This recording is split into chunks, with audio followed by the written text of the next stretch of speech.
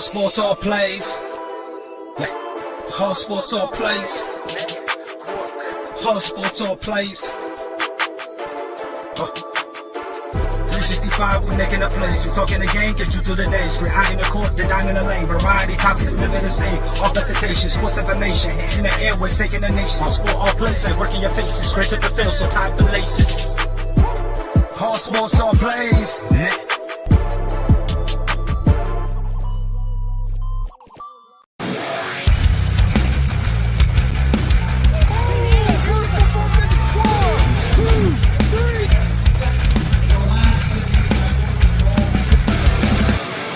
That'd be absolutely devastating. Oh!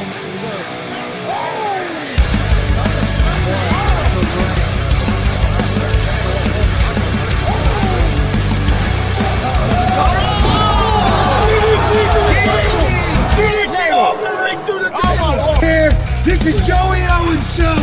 They've been trying to get me on this podcast forever, and this is the worst damn podcast I've ever been on. So you all can kiss my ass while I win this match.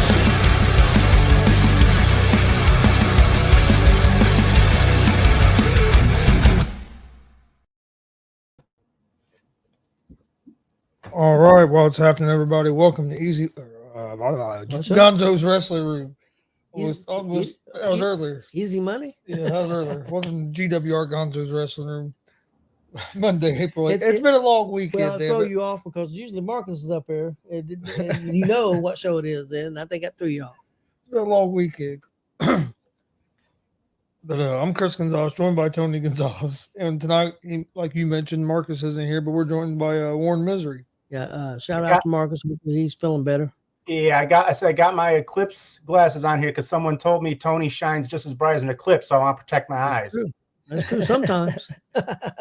I mean, I'm trying to figure out what's going on. I mean, we had the eclipse, we got Purdue in the championship tonight, and I'm on this for the second time in 1 week. Next thing you're gonna tell me is that Roman Reigns is no longer the Universal Heavyweight Champion. I know. Cody finished his story, and we had the eclipse, and we got no. I didn't see no aliens or anything, so I think we're good. Yep. No, the eclipse was actually pretty cool. It was cool. I mean, I've never really a lot of times I think with anything this was a full eclipse or whatever they call it, I don't know. But usually it's a lot later at night or stuff, or I'm asleep. I don't mess with it. But this was right in the middle of the day, so it was pretty cool. It was cool. We'll get started. I know Marcus sent Warren his results from Friday, and I know Warren was at the show on Saturday. Yeah. Marcus was at. Yep. Marcus, Kelly, myself, Chris Chaos, we were all at the Saturday show for NGW, but he also sent me the WCW Friday night stuff. Oh, Chaos was there. That's probably why Marcus got sick. There's an interesting little bit when I get to those results to fill you guys in on. But so you ready? I want me to go ahead and give the rundown. All right. Yep. Like I said, I wasn't at the show on Friday, so my apologies to any of the wrestlers. I didn't see any, so I don't know what was really super cool and what wasn't. But anyways, looks like he said David Light defeated Cecil Cerveza. He had Jackson Morgan and Phoenix defeating Pogo and Max Sterling to retain the WCWO tag team titles. Had Hoss Huxley defeating Robin Banks. And then he had Zay Gates and Leela Feist defeated Brody Bodkins and Carter Kaufman. The WCWO Outlaw Champion Hadari defeated Timmy Jackson and Will Asher in a triple threat non-title match. He put non in large letters there. So Ruthless Domination defeated Jordan James and Kenneth James, James Gang. And then Cameron Saturn defeated War Ready Malenko. So and I know these guys sound like a good show. Well, I did see a post of Marcus said, and he said that was a 5-star main event, the last match with them guys. So with Malenko and I forgot the guy's name already. Saturn, sorry. Saturn, yeah. So I'm getting old, guys. I have a hard time remembering my own name. But yeah, he did say, I did see him online say that was a really good match. Yeah. So, all right, NGW Saturday. They started off with the ladder match for the tag team championship belts. Zay Gates and Excalibur defeated Jesse Winchester and the Buck Sexton to become the new NGW Tag Team Champions. Post-match, let's say Buck Sexton did not take that loss lightly and proceeded to blame Jesse and give him a very, very vicious beatdown in the ring. He was relentless on Jesse. So safe to say that they're no more. Safe to say. And then we had Kenneth James defeating Logan Myers in a pretty good match. Chris Gordon defeated the Techno Cowboy. Now, this is where I was going to get into with this. So, yeah, myself and Chaos were sitting ringside. Chris Gordon took it upon himself to needle Chris a lot about being retired and washed up and why is he here? Why is he here? Throughout the match, I had to settle him down. I gave dude plenty of warning. After the match, he still proceeded. And I can't control Chris Chaos. Chris Chaos went in the ring, a little pushing, a little shoving, gave him a DVD right there in the ring, and walked back and sat down with us. So, yeah, while he is retired, he can still go if he needs to go. Don't push Chaos. So, and then we had Bentley Alexander Dawson defeated TKO. Justin Danger defeated Will Asher. They had Thomas Keith had a mystery opponent for his NGW Hoosier Championship that ended up being Ace Anderson, and Ace Anderson defeated Thomas Keith to now become the new NGW Hoosier Champion. And then the main event was Jason Levi versus Cecil Cerveza and Too Hot Tyler Scott in a Fans Bring the Weapons match. Jason Levi ended up defeating them in a very long match, crazy match that saw many different weapons from Minecraft swords to Legos to thumbtacks to Marcus's 2-foot sausage roll that he brought became part of the show and was used a few different times throughout the show. But that was actually those three guys put on an amazing match. I know all three of them walked away sore and was probably feeling it the next day. But, yeah, Levi retained. So, yeah, we had a new tag champs, a new Hoosier champion, but a same heavyweight champion. So, good show all around. Okay, well, that sounded like a good show. I know I talked to Marcus. He said it was a really good show. Hey, how's it going, Billy? Speaking of Chaos, he's on there. Yeah. Glenn, he's not blind. Yep.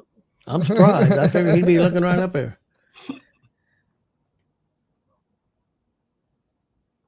Austin gave us rankings of his WrestleMania matches, so we'll go back to that here. Yeah, we'll go back to that when we start talking about that. Well, we'll get started. I was going to start first with the Hall of Fame. I think you've seen some of the Hall of Fame, didn't you? Most of it, or quite a bit of it, I believe. What? The Hall of Fame. Yeah. Okay. Are you paying attention at all? Yeah. What? What's going on? What? Did you happen to see the Hall of Fame, Warren? What? No, I didn't. I don't know. I think I got wrapped up in some other stuff. So, but I did. I saw the clips, and a lot of the guys I talked to, a lot of them talked about it. So it sounded like it was a pretty fun time had. Yeah, the highlight for me, and that was, of course, Paul Heyman. Really put over Triple H to the moon, pretty much. Said that he will forever be a Paul Levesque guy, and really put him over. One of the things that me and Chris have talked about, and I think it was the position they put him in. The Rock came out, and usually the Rock's great on the mic, but they put him out, and the fans were booing him, and he's trying to accept an award that Muhammad Ali's ex-wife was giving him, and he's trying to be courteous to her, and he really was uncomfortable. He really didn't look like his normal self, and actually I think he looked better when he came out and inducted his grandmother, but he even struggled a little bit then. So the crowd was different. I mean, the crowd was not put it this way, when Austin brought that up, and I noticed it too, and so did Marcus, because Marcus was mad about it. When the Japanese lady wrestler, Austin, right here from how the crowd was disrespectful. Yeah, when the Japanese lady wrestler, Austin, help me with her name because I'm forgetting it. Bull Nakano. Bull Nakano was up there. The crowd was very rude. and I know that she don't speak the best English, but she did speak English. You could understand her, and the crowd was pretty disrespectful. So I know Austin mentioned that, and Marcus mentioned that too. I kind of think, and I'd said this to Austin when he was talking about it, and then Glenn just kind of mentioned it. I think some of that's due to now that they do it in the arena right after a show. Now there's more. It's a bigger crowd than what it used to be. Yeah, they had a crowd, but you had a lot of the crowd was wrestlers and stuff, and then you had some crowd. Exactly. Now you have a crowd. The crowd's coming off the show and been there, and it's a long show, so adrenaline's going. Yeah. The other highlight for me was Thunderbolt Patterson. I thought it was great. I knew quite a bit about Thunderbolt, but there was some stuff I didn't know. I knew a lot of people stole from him. I know Dusty did. A lot of Dusty's acts came from Thunderbolt, but I didn't realize that Road Dogg had stole from him. There was a lot of wrestlers that took from Thunderbolt Patterson. I didn't realize how many that did. The New Day, he used to do the New Day bit about it's a new day, and I didn't know that's where it came from. So he was funny too. He was funny, and he was very good. So I was real impressed with him. That was just in the Hall of Fame. Paul Heyman's Hall of Fame speech was awesome. Yeah, it was awesome. I liked how at the beginning he done like all the personal stuff, and then boom, he went right in. I saw his jacket and the earpiece and the phone. He had the whole nine, and so that was sort of cool. But I don't know if I missed this, but they didn't do a Warrior Award, did they? Did they pull that back? They didn't last year. She no longer works for the company, and I think they did away with it.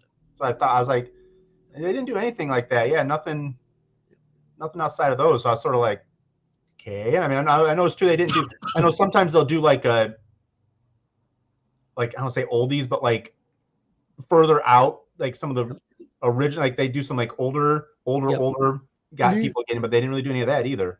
Do you think they messed up by having Heyman go first? I understand why. I kind of understand why, but I think a lot of people that's why they were there. So I think after that, some people kind of lost interest in it. Where if you made them maybe last, you know what I mean? I think that it was better to put him first, in my opinion. I just think that if he would have been that far back, I think it would have been tough. Real quick, I'm going to talk a little bit about NXT real quick. The pay-per-view they had on Saturday. But real quick, because I forgot to do this at the start, wanted to give my condolences to the family of Big Country Travis Pittman, who passed away. I'm not sure if it happened yesterday or today. I didn't see it till it was this morning.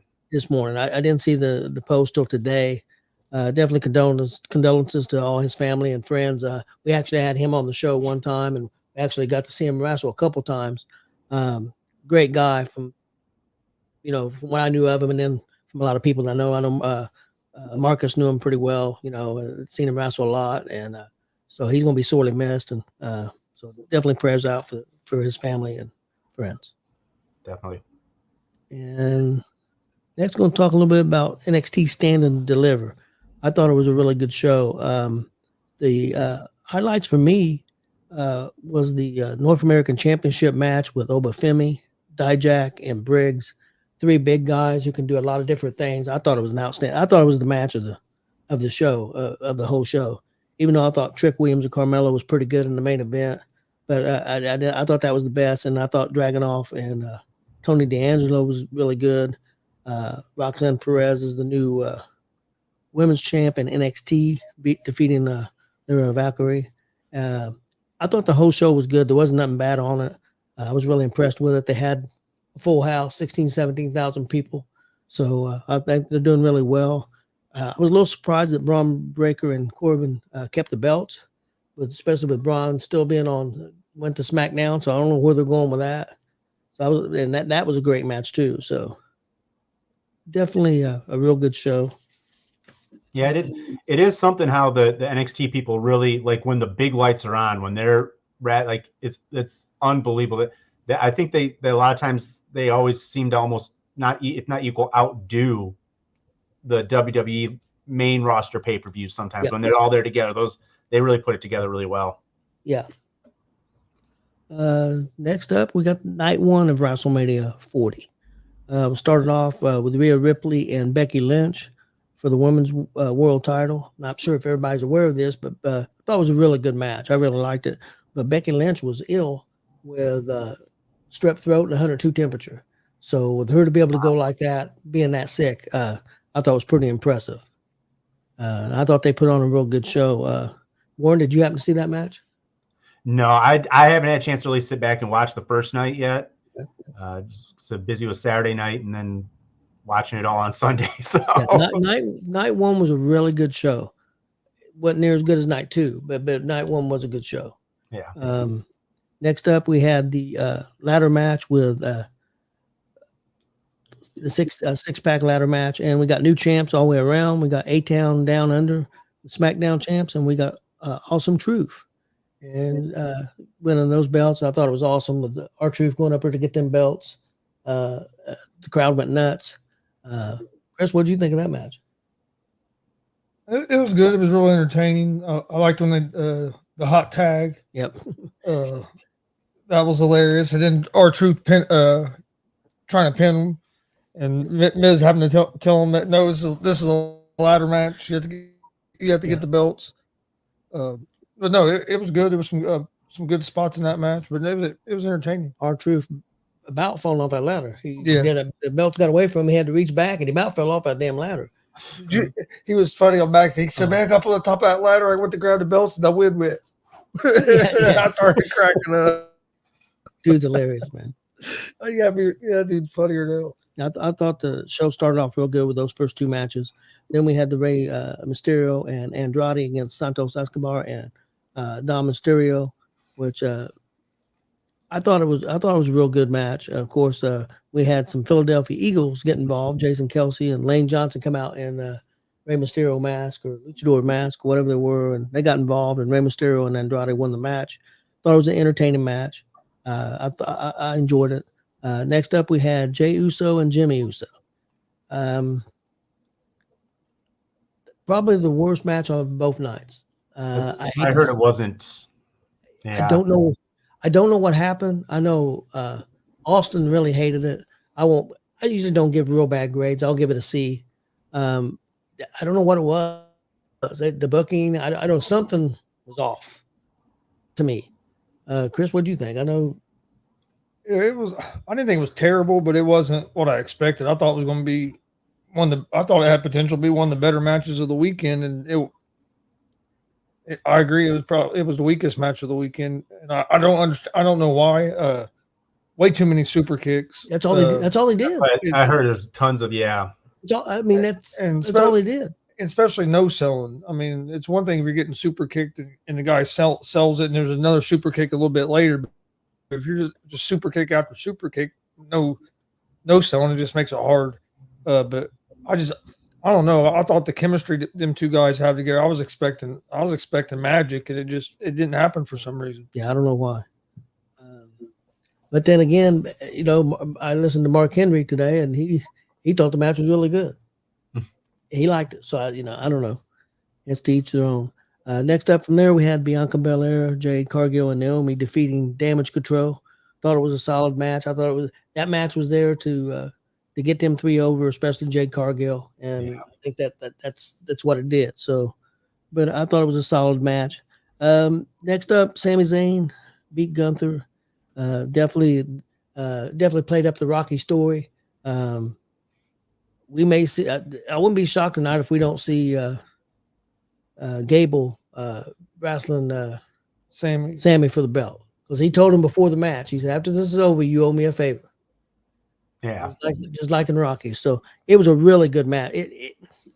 It's close to be the best match of both shows. It was right up there. I mean, I saw that turnbuckle brainbuster. That was crazy. I'm surprised that. I mean, wow. I'd never seen that before, but really good. Next up was the tag team match at the end of the night. The Bloodline, Rock and Roman Reigns against Cody and Seth. We all thought that probably the Bloodline would win to stack the deck against Cody, and which they did. The shocking part was the match lasted about 45 minutes. Now, second longest match. I actually did see that one. They said it was like the second longest match in Mania history. Yeah. It was good. I was shocked. The Rock looked good. Rock is in good shape. Yep. He's in good shape. Yeah. Yeah, I really enjoyed that main event. I thought they told the story well, built, Well, I know and even building up Sunday Yeah. night even more. So I know I enjoyed it it. was your favorite match of night one. I know. So, and it was right up there. But I enjoyed Sammy and Gunther was right there too. They sprinkled some teas like they with Roman spearing the Rock accidentally. They sort of sprinkled a few things in here and there to they played up Seth's injuries going into the next day and like so. Yeah, they did. It was a good show. I give it a B plus. I think it could have been an A. Honestly, I thought the match that let things down was the Uso brothers. I thought that kind of hurt them a little bit, but I really liked the show. I've seen some people say night one was trash. I don't believe that. I thought it was a good show. I think that they changed with Triple H doing the booking because the last 2 years, couple years, night one has been better than night two. And that's not what you want. You want night one to lead up into night two. And I think they did a good job of that this year. I think like maybe the one criticism I'd have of the main event was the fact that you had 4 guys that everyone in the crowd loved. There was so if you look, the crowd wasn't really because I think they you had a group that liked Seth, you had a group that liked Cody, you had a group that liked Roman, you had a group that liked Rock. So there was no real definitive. Like we have that right there, like, it's going to be nuts when this stuff. And so I think but I think it did pick up once it started getting going. But I think that probably maybe the only criticism I could put towards that match. If that's the only criticism, that's a hell of a match. Well, and that's the thing, like Triple H has talked about. It's so hard to have a pure baby face now today. And they think now with Cody, they've got the closest thing to it. They said it's hard to build a pure 100% baby face. It's really difficult to do because the way crowds are. And that's one reason why I worry. Put it this way. I would have been worried if they would have put Rock against Cody in the last match of WrestleMania because I think the crowd would have been split. They weren't near a split with Roman. Yeah. I mean, there's going to be people throw up the ones and stuff, but it would have been different, I think, if it would have been The Rock. Yeah, but there was even a lot of people that were Roman fans that wasn't mad mad that Cody won. No, you know what I mean? No, I agree. But I think you would have had more of a split crowd if The Rock would have been in that match. No, I agree. As of right now. No, I agree. Because Rock was doing everything he could do to be the biggest heel he could be to try to get. And there were still times they'd be chanting Rocky and try to get people to cheer. He was dropping F-bombs on the ref, like it was. Yeah. Oh, he told the ref, "I'll fire your ass if you disqualify us or any of this stuff." So dropped a couple F-bombs on him. That's the only thing I didn't like. That was one of my complaints. I didn't like that they beep it out on a PLE. I kind of understand it if you're on cable, but the first time they didn't. He dropped one, and then eventually they caught like he's going to start doing that. Shoot. Okay, we'll get into WrestleMania Night 2. Started off with Seth Rollins and against Drew McIntyre. I thought it was a really good match. I really enjoyed it. I love both these guys. I think they're both huge stars. Probably don't get the credit that they deserve. Drew won the match. Love the fact that Drew went over and kept poking the bear, kept messing with CM Punk, and CM Punk got him, and Damian Priest come out and cash. I thought it was perfectly done. I really enjoyed it. And I loved the way it ended with Punk over there sitting Indian style on the Spanish announce table. Well, because Drew had just clapping at him. Well, Drew had last couple of weeks had been sitting on the announce table doing that stuff. So yeah, I loved it. It was a heck of a match to kick the show off with. They got night 2 started off in a good fashion. I agree. And the crowd really popped when Priest cashed in. Yep. It leaves some questions too as far as Drew. I mean, I haven't heard any reports yet where he's at with that contract. I just read an article before we came on the air saying he has signed. Okay, because I mean that was sort of like, okay, he's got the title, so that means he signed, and then it all went down. Like, well, okay, maybe he didn't. Yeah, I'm reading that they say he is signed. So, all right. Well, yeah, because I think they're going to have a big story with McIntyre and Punk. Yeah, that could probably go all the way to SummerSlam. Yep, I think so. That should be good. Yeah, I think so. Next up, we had the Pride against the Final Testament. Bully Ray came out and got a huge pop as the special referee. Was it a great match? No. was it the best street fight? I don't know if it should have been called a street fight because it wasn't a street fight. It was a match with no rules, but it really wasn't a street fight. You forgot But, Snoop Dogg on commentary.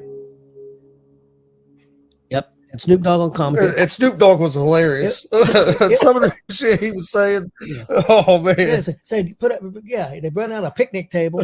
Yeah. Where the hell's a picnic table at? He said, "What he said? Yo, boo boo, bring me a picnic basket or something." Yeah, Yogi Bear. Yeah, I was cracking up. Yeah. He was, then he said it was the family table. but I really enjoyed the match. It was a fun match. I mean, I guess with everything that you had with the people that was in the match, I guess the pride had to go over. I don't know what they're going to do with the final testament. I really thought they'd win that match. Yeah, I thought they needed it. I was like, it's almost felt like they weakened them. Like they made them not look as strong as usual. And I don't know. I did find the one thing funny though was Corey Graves said that Paul Ellering was his first WrestleMania, and that wasn't true. Paul Ellering was on WrestleMania 8 with a Legion of Doom. Everyone's like, you get on the social media, like, nope, you're wrong. But, Yeah, I know that's what they said because I was shocked by that too. yeah, he was on WrestleMania 8. I thought he had been to a WrestleMania, but wasn't that the one with the motorcycles?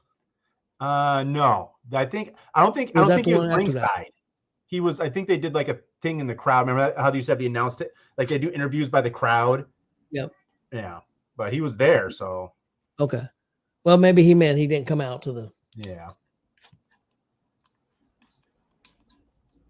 No, it was entertaining, and the crowd, that Philadelphia crowd was all about Bubba Ray as the I know involved. I know Bubba had a blast When he put those the glasses on. Everybody went. He said that was the first time in his career. He said because before, as a performer, this was a referee, but as a performer, you're so worried about everything that you have to do and everything, you don't get to smell the roses and really take things in. He said, I really took things in. He said, I had absolutely a blast. And the other wrestlers was telling him, Mark Henry stuff, he said, we could tell because you was smiling so big the whole damn time that you was having such a good time. So, and he also talked about the backstage stuff. He said when he got there in 2015, or even before that when he wrestled, you'd have Vince at the gorilla position. He usually give you a thumbs up, and usually if he called you over, it was bad news. If he wanted to talk to you, it was bad news. If he liked it, it was a thumbs up. And it wasn't very often he said there was anything bad, but if it was something bad, you knew it because his glasses were put down and he was going to give it to you.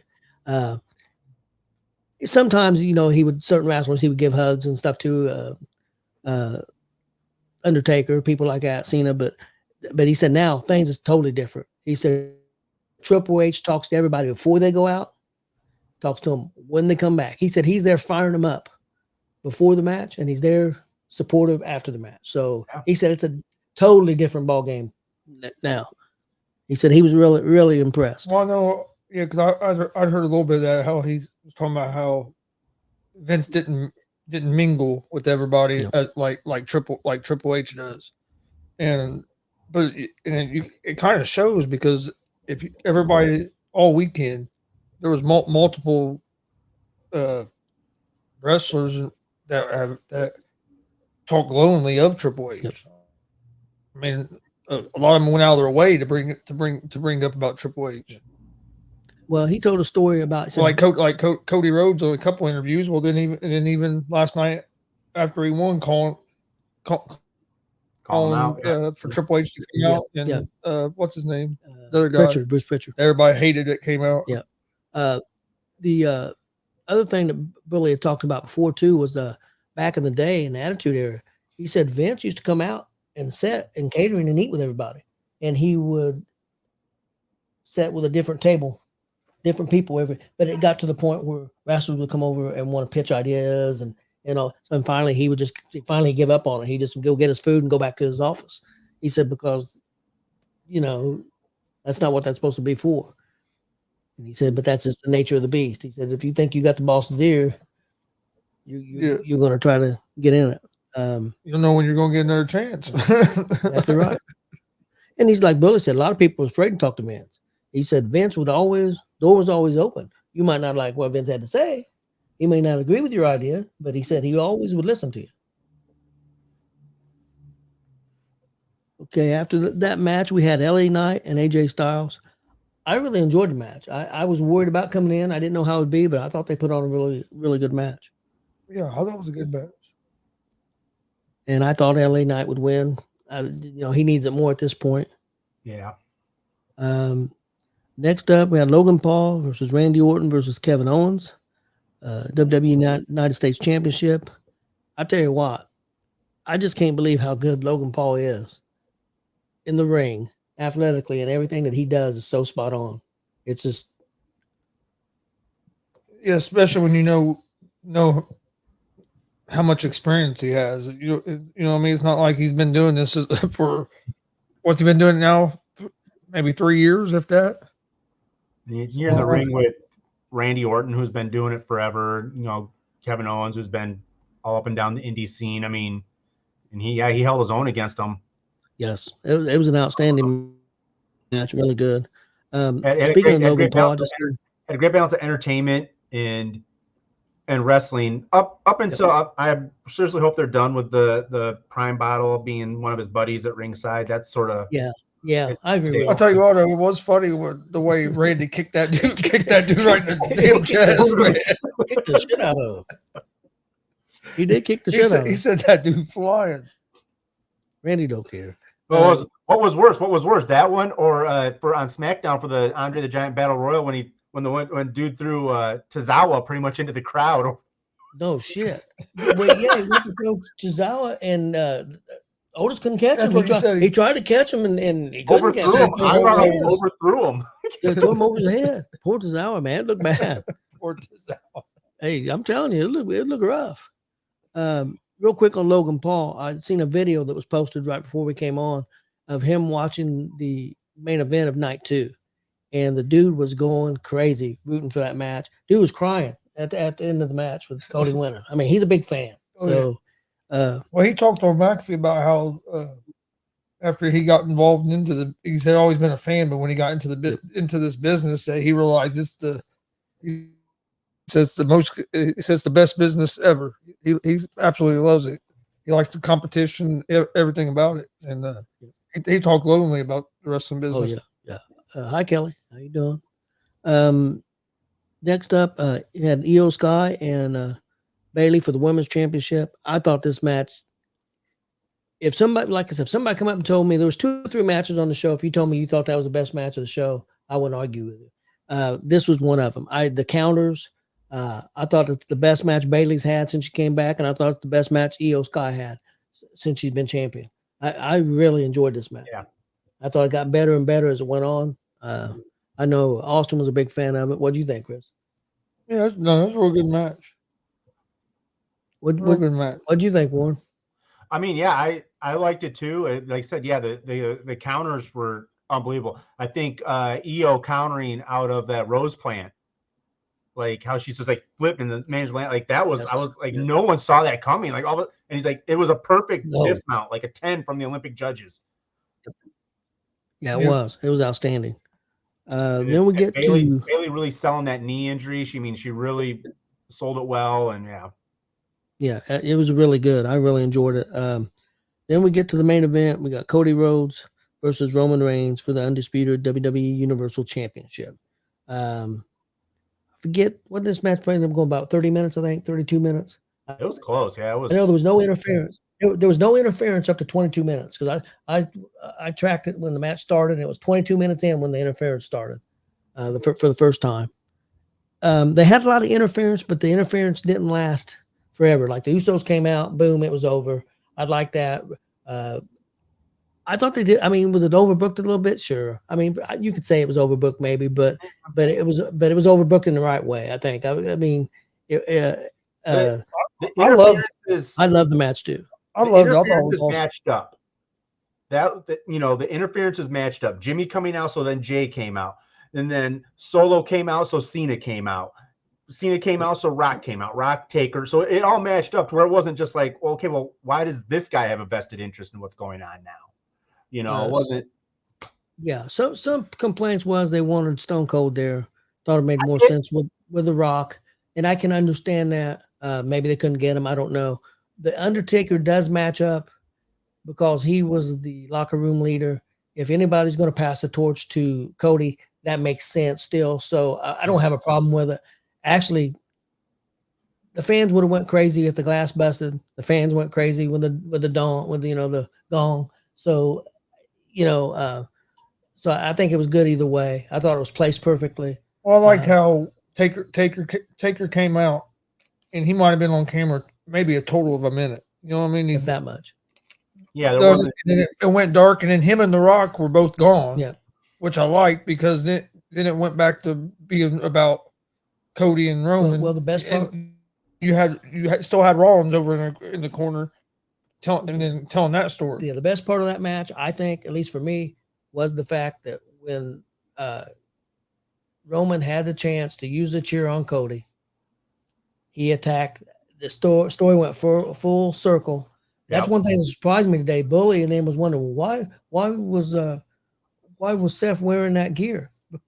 It's full circle, guys. You guys should know why he's wearing that gear. Yeah, I heard that going off. I'm like, wait, what?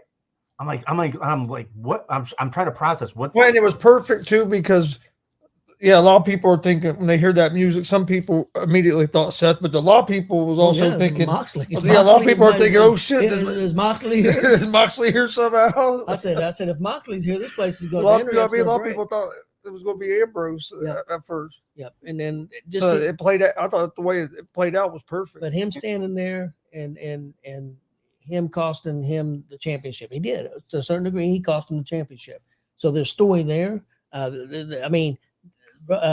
Poor Seth lost everything for Cody to be champ. He lost everything. Is he going to end up turning on? I mean, there's so many different directions they can go with Cody. It's unbelievable. And there's so many stories coming out of WrestleMania all the way around. It's unbelievable. It could, like I said, I mean, obviously, the going thing is Roman's taking time off. Seth needs to take time off. Yep. So they could both take plenty of time off to get rested up, get better. If not SummerSlam, Survivor Series, you could see the two of them, going, and maybe that's something they're going to do. Maybe Roman's going to keep the bloodline going, and Seth's going to recruit some guys to be on his side, and they're going to have a traditional Survivor Series match. You don't know, but that was what the coolest thing is about everything that happened. And I think one of the coolest things I thought about today with Mania is I think they literally did. Now this is the Triple H era. I think they, for the most part, wiped the past clean, and I think starting tonight, they're going to set a new vision, a new direction for the entire product. I agree. And not just Cody, but I think everything. I think now that Triple H is fully in there, I think they're really going to set a new direction with everything. And I did read that they claim that they've got a big story, a big thing still for Roman. I don't know what it is. I don't know what direction they're going for sure, but they say they still got something major with him too. So and supposedly did they cold shoulder The Rock on the way out? I thought I saw something like they sort of like. I've heard something about that. So I mean, I don't know. So they could do something between Roman and The Rock. I've heard rumors of that for SummerSlam. I've heard Jacob Fatu may be there tonight. I'd be surprised. I think WWE likes to get people ready. John Cena talked today on McAfee's show like he's going to do one more run, and the way he talked, it probably wouldn't be till probably beginning of next year because he said he's pretty much booked with a movie and a couple other things until December. But then he talked like he's going to try to take a break from Hollywood, and he wants to do one more run. And he said he made a deal with himself that he had to do it before he was 50. Yep. So he has like 3 years. Yeah. The thing with Fatu, I think that they like to, in most cases, AJ Styles was an exception. In most cases, they want to get guys in NXT and get them affiliated with the WWE. Yeah, I know they've wrestled a lot of different other places, but they want to get them ready for the WWE. So I'm not saying they won't bring them straight to the roster. I would be surprised if they do. Yeah. That's just they can still have them debut, do a little something. Like I've said, a la the Shawn Michaels losing to Austin, and the next night Hunter reforms DX. I mean, they could easily have something happen. Could be a new bloodline. A new bloodline, and I mean, there's like I said, I think it's just really cool. Like really overall, the only thing that seriously bothered me for all of WrestleMania, I know it's gonna be like this going forward, is all the damn product placement. I did not need to know that night one's main event was brought to you by American Home Shield, or that Jimmy and Jay, like the best one was Jimmy and Jay's was brought to you by Dude Wipes. Like their dad is known for giving people stink faces, and Dude Wipes was like Slim Jim, and it was all over the place. I'm just sort of like, I really don't need to see this all the time. I'll be honest with you. Night one, I noticed it a lot more than I did night two, and they did it just as much night two. I think it's something that we'll get used to. I think it's going to be something that's going to be here because they can make so much money off of it. That damn home mortgage one, it had that red thing on it, and the way it was on that side, it looked like there was like a cone or something sitting in the ring at times. Like it almost blended with the mat, so you couldn't tell where the mat ended. I'm like, I had to keep adjusting my eyes. I'm like, the Prime logo in the middle didn't bother me. The Prime setup over there, the water setting over there, and the thing. That didn't bother me either. Because they destroyed it both nights. They should have beat the hell out of somebody with it. If you're going to use it, use it. But the Prime logo in the center of the ring, I thought they'd done that perfect because they didn't overdo it. It was just something nice and simple, and they didn't try to on the turnbuckles too. They had yep.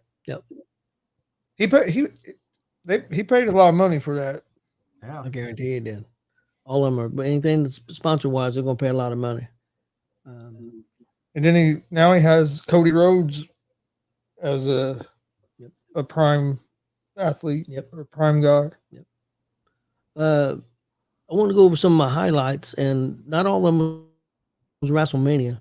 Real quick, Ring of Honor. I was really happy with Mark Briscoe winning that championship, the Ring of Honor Heavyweight Championship that his brother had won, several years ago. Thought that was cool. And then the next thing was Billy Starks winning the Ring of Honor Women's TV Championship. I like that. I like the storytelling involved. I like the venue, not the venue, but the video package of her going to her parents and showing them the belt, and them basically not liking it because she basically cheated the way she did it. And then Athena said, "I'm your new mom," and she left with Athena. I like that. The only problem I have with the Ring of Honor is it's not getting seen by nobody unless you are paying the money. It's very I saw some people didn't like that she acted like she had a broken neck, but I didn't have a problem. I didn't have a problem with it. But it's pro. I mean, it's sports entertainment. It's pro wrestling. I don't know. I didn't have a problem with it, but I did see some people that were complaining about it. I'm gonna be straight. She sold it really well, and I think that's why people were mad, because they believed that she was really hurt and that she wasn't. I think that's why so many people was bitching about it, because she fooled them, because she did sell it good. Yeah, I enjoyed it. My only problem is I think Athena is the best female wrestler that they have in their company. I think she's better than anybody they have in AEW. Period. I think she's that good. That's just my opinion, and she's on Ring of Honor. That'd be my only. But at least Billy Starks is getting to work with her, though. Basically, one-on-one. That is a good thing. I will say that is a good thing for Billy Starks. Another highlight was Paul Heyman's speech. Like I said, probably one of the greatest speeches of Hall of Fame speeches of all time. It's never going to beat Bobby Heenan for me, because Bobby Heenan was just having such a good time, and I love that one. But it was really good. I think ECW's dead. You could suck his fucking. I loved it though when he just went full Paul Heyman and went crazy. What do you think about the rumors of ECW coming back 2025 on Netflix? You guys think that's even possible? No, not. You're not gonna recapture the magic. There's just something about the graininess of watching it, and just the bingo hall mentality, and just these guys are just like literally as a step above the stuff we all go to. Like that's how I always looked at ECW. It never was like this glamorous, awesome thing. No. And it was like I said, it was just above the indie stuff we go see. And it was guys just doing it for the fun. Well, honestly, AEW is basically ECW the budget. Independence. It's basically independence on steroids. Independence with money. I mean, that's what it is. I'm not saying I don't like it. I like it, but I just want it to grow, and he's got to find some kind of formula that's going to work to get it to grow. Yeah, What that formula is, I don't know. Like I've said, yeah, they have the best wrestling. They really do. When you look at what they've got, the roster's amazing, but their storytelling is just there's no rhyme nor reason nor formula, nothing. That's where WWE just destroys them, is because they can take the handful of wrestlers, the 2 or 3 good, really great wrestlers they've got, and then take them with some average wrestlers and make great storylines, where AEW literally has to take their best wrestlers both against each other and hope something happens. So I still think they got to do more selling. I think just the moves without the selling, you got to get people's emotions. If you want them to keep tuning in, it's got to be more than just the moves. If it's just the moves, it's going to get flat and it's going to get old. And well, I think it's proven. I mean, it was new, and everybody loved it. They couldn't do no wrong. And then his lack of leadership has hurt it. And then, and like you said, no story, no emotion, and it's dwindling down. And they got to find a way to fix it. Yeah, I mean, yeah, you've got Swerve in there, you've got Osprey, you've got some of the, where's Britt Baker? What's going on there? Where's obviously Adam Cole's getting healthy, MJF's getting healthy, but it's like you've got some great wrestlers out there. You've got Takeshita, you've got these guys that can in Okada. So do something with it. Don't just park the Ferraris in the garage and open the door and show it off every now and then and shut the door. Well, you'll have Takeshita win the highway and let them roll. Well, you have Takeshita wrestle some really good guys and beat them, and then you don't do anything with him. Why ain't he in the championship picture? And then you have him lose 2 in a row. His stuff don't make any sense. Yeah. Honestly, it's kind of like what Bully Ray says. He takes these wrestling figures and puts them in his hands and has dream matches with them, and then okay, it's over. That's what I heard from someone at Squared Circle. One of the people I talked to at Squared Circle said he just takes the guys he likes and he wants to see them in the ring, and he throws story out the window. And it's frustrating because it's great to have so many options. And so, that's what I said. I've said time and time again, I love all of it. I love the fact there's so many options out there that we can watch and talk about that, and I don't want to see them fall by the wayside and start losing more guys to WWE to where it becomes stale again, where it's just, all these people in WWE, that's where everyone's at. I think ECW could work on Netflix if Paul Heyman's running it. The problem is if Paul Heyman's involved in it. I think so, because what I would picture is basically GCW with money behind it, because you can make it look, with the production and stuff, you can make it at a different level, and people would watch. And I think people, if Heyman's mind behind something like that, I think they would do some crazy shit, and on Netflix they could get away with more. Oh yeah, no doubt. Than what you can on network TV. So I think there's a area where it could work, especially on like a Netflix where you don't have the TV restrictions as much. I don't disagree that the basic formula could work, but it's not going to be the old ECW, because it's going to be hard to find. That's what I'm saying. I would picture this something kind of like what GCW is, but on steroids, because you'd have the WWE money, and you'd have Paul Heyman running the storylines and stuff. I think something like that could work. The problem you'd get, though, is would you get the wrestlers that want to put their heart into it 110%, like the original ECW guys did? Or you're just going to want those wrestlers that are going to want to get in there, get noticed, and get moved up to the big brands. Because the wrestlers, it was the heart and the soul, the fact that they went out and they gave out everything they did for that production, for that group that made it, And so are you going to be able to find enough guys that are going to want to do that and then are still going to continue to draw eyeballs to it? But yeah, I mean, and you've got, the storylines, like I said, I mean, I still to this day, I'm a Dudley Mark until I die. And I held up a sign at, I went to Vengeance, the horrible pay-per-view that they had when it was WCW and ECW versus WWE in Cleveland. And I literally had full-on black, white, and gray camo with my Dudley glasses and held a sign that said, "I'm the mayor of Dudleyville."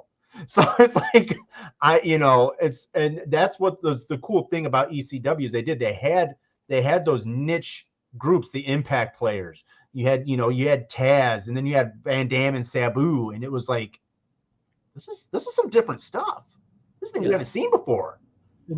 Don't get me wrong. There's guys out there on the independent scene that are hungry, and you probably if you put Paul Heyman in the direction, and you bring in guys like Dreamer or whoever to help, and if they let them do their thing and leave them alone, and then you've got a guy like Nick Khan who will market the hell out of it and sell shirts and sell everything, it could be a huge hit. I mean, and with Vince no longer being involved, because they was going to do it before, and Vince got involved, and because Heyman and Shane was going to do it, right? Yeah. The wrestling wasn't bad on that ECW. It just wasn't ECW. If you'd have called that thing anything else, any other name, that show would have been successful. But the problem is, you was calling ECW, and the fans was going to turn on it because it wasn't ECW. Wasn't anything close. It wasn't Extreme.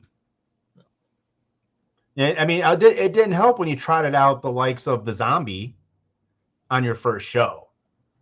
You trot out that guy, and everyone's like, "Wait a minute, what are we doing with this? He's making this a joke?" I'm like, I think that's sort of where it started. Yeah, I agree. Yeah, but Paul Heyman's speech, R-Truth climbing the ladder, that was a highlight. Sami Zayn stuff was great. The tag team match I really enjoyed. Love the cash in. Logan Paul and that match was outstanding. And then Io Sky and Bayley knocked it out of the park. And then the main event. There's people that saying that's the greatest WrestleMania main event of all time. Emotionally, yeah, I could see it emotionally. My only thing is I really wish Dustin could have been out in the ring with him. I wish, Yeah. Well, he was up in I seen pictures of him and a big group in a suite. I figured that. The one wrestler that's real good friends with Cody was there. I showed him eating chicken wings. Starks. Oh yeah, Ricky Starks. Ricky Starks was sitting there eating chicken wings. There up in the box. So I think they did a great job. I thought it was really good. Yeah. Night 2, Tommy Dreamer said he thinks that was the perfect show. He thinks that he don't see how anybody could have found anything wrong with it. He said night 1 was good, night 2 was better. He said he don't know if you put both nights together, if that's the greatest WrestleMania of all time. He said maybe, but he thinks if you just take night 2, he thinks it may be the greatest thing they've done ever. It was good. I enjoyed it. It had me fully invested in it. I think maybe if they could have found a way to do that Philly street fight a little different, like not necessarily cinematic it, but maybe have it start not in the ring. Like literally have a thing like where they are literally outside. Well, see, that's where Austin, because he got a little upset when when Cody and them went outside the ring. And I said, I didn't think about them going outside the ring. I thought the street fight would be the ones going in the stands, is what I was expecting. And so it was different than what I thought, maybe because Billy was the ref. Maybe they wanted to focus more on staying in the ring. They had a lot of pretty good spots. I mean, they tore those kendo sticks apart. Holy jeez. They were pounding them dudes, man. Them big old dudes. Them dudes are big. And then the ladies, I thought did a good job with the table spot. I thought, the tag team. Can't think of their names. The one that flies like crazy. Montez.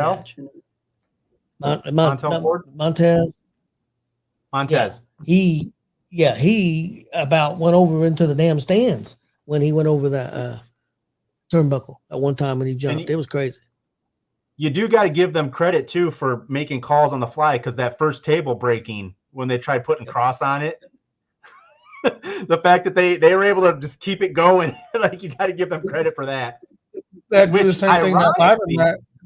That do the same thing that ladder match where the leg of that ladder was buckling. Yeah. Oh, Bully talked about ironically, Saturday night in the ladder match, they tried to introduce a table and it met the same fate. So.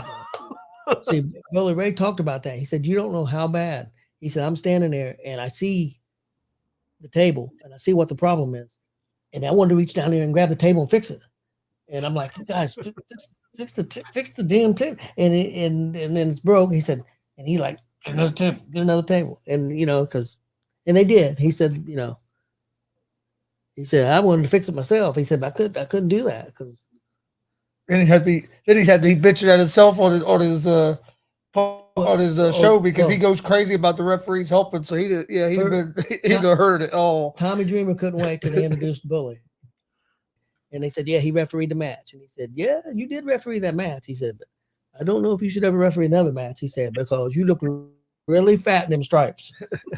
And Bully said, I know I did. Shut up. He said, I ain't seen what I look like. I don't want to talk about it. Because he's always giving Tommy a hard time about being fat. And we were talking in our group chat how he need not be in stripes and tie dye. He should have been out there in like tie dye. Well, Tommy had lost a bunch of weight and then he got sick and he got put on steroids. Yeah. And now he got real heavy again.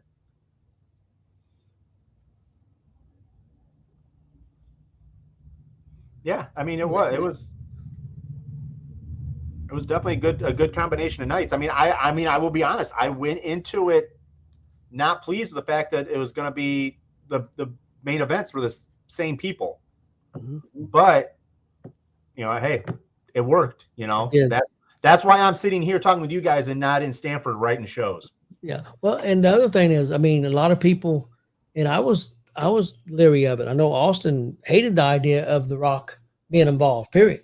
And last night Austin said, I have to admit, this worked. Rock added to it. Rock helped Cody become bigger. Everything they did added to it. And they did pivot. They're actually making a documentary about the pivot, about them originally going to have Rock and Roman.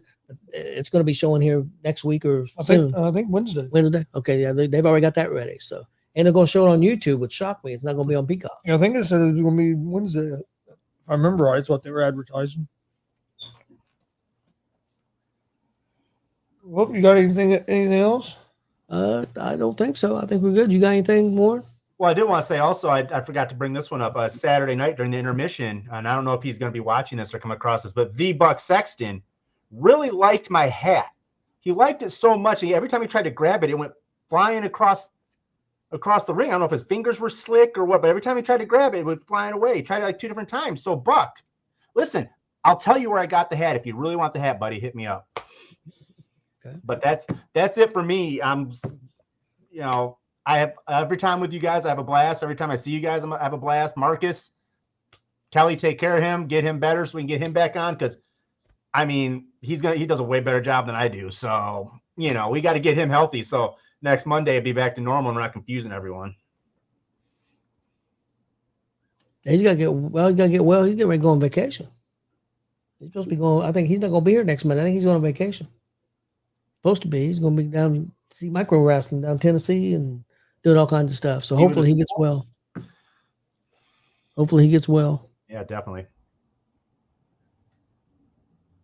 I thought it was a great WrestleMania. Hey, Monday Night Raw tonight, first hour, commercial free. They've announced 20 minutes away, 24 minutes away. Yep. Always fun, always great. Your Raw after Mania is always good, and then a good one, and then got the national championship tonight as well. National championship game. Yep. Hopefully, maybe Purdue can get a national championship. I hope so. It's going to be rough though. Even though I'm not a Boilermaker fan, but I'm like 45 minutes from Lafayette, so I don't know. I don't know if I want to deal with that. That's why I'm a big Indiana fan, so it's hard for me to root for Purdue, but I like to see them win because it is, you know what I mean? It's Indiana and Big Ten. So. And Big Ten, but me being an Arizona Wildcat fan, I will never root for Arizona State. I don't care. No. I think UConn's going to be too much. So I think it could be a good game. I'm sure it will be. Needs to be. It just starts too late. And it starts tonight, almost 9:30. Well, it's out west. I mean, I lived just a few ways down from Glendale there from the stadium. And like I said, that's where the Mania was. So like, yeah, it's sort of it's a cool area. It was set up really nice. It's a darn shame they they had, because they had the hockey arena there too, but they couldn't really keep the Coyotes there, so they're on the other side of town. But all in all, it's a really cool area. But yeah, West Coast, it's going to be, they're not going to want to do it too soon because people aren't going to show up. All right. Well, everybody have a good night. Marcus, you get better. Yes, Marcus, get better, buddy.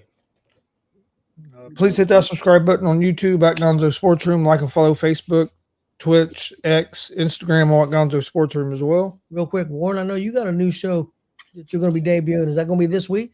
Yeah, Chris and I are aiming for this week. Chris Chaos and I were doing Misery Chaos live.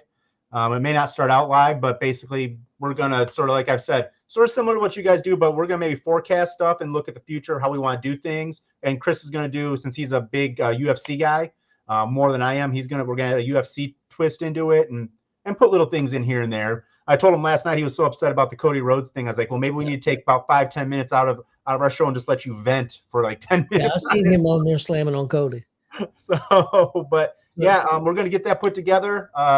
My Facebook page, Warren Misery, Chris Chaos Facebook page, we're going to have it on there for anyone that's watching that wants to check it out. And also, like I said, also the people are watching this too, watch these guys. If I'm not on, it's great stuff all around. So yeah, definitely watch Warren. I don't know about Chaos. If he's against Cody, then maybe all my thoughts about him before was right. No, definitely check them guys out. Thank you. Marcus was happy that Cody won. Oh yeah, well yeah. Anybody, as long as he didn't care. He wouldn't care who beat Roman. As long as somebody beat Roman. Yep. All right, we appreciate everybody watching, and we'll see you guys next week. Yep.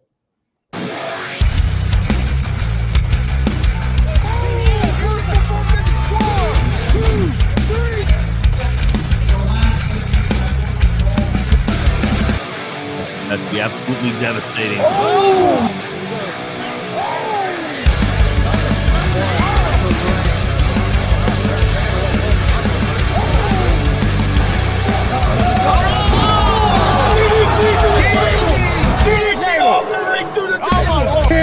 This is Joey Owens' show.